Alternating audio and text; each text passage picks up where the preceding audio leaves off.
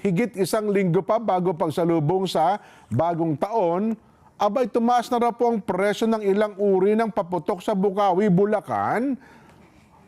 Mar Gabriel, magbabalita. Mar! Yes, Jen, simula pa kahapon, ramdam na ng mga nagtitinda ng paputo. Lumalabas na malaki ang gastos ng mga manufacturer doon sa raw materials ng paputok at kakaunti rin ang kanilang gagawang produkto.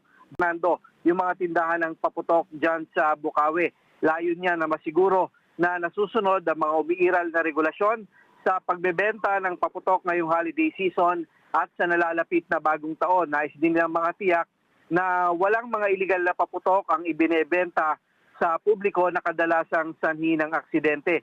Kasama dyan sa ipinagbabawal na paputok yung mga oversize at mga overweight kabilang yung Kabase, Quiton Bomb, Atomic Bomb, Coke Can, Goodbye Philippines, Bin Laden, Tuna, Piccolo, King Kong, Dart Bomb at mga paputok na ipinangalan sa malalakas na bagyo.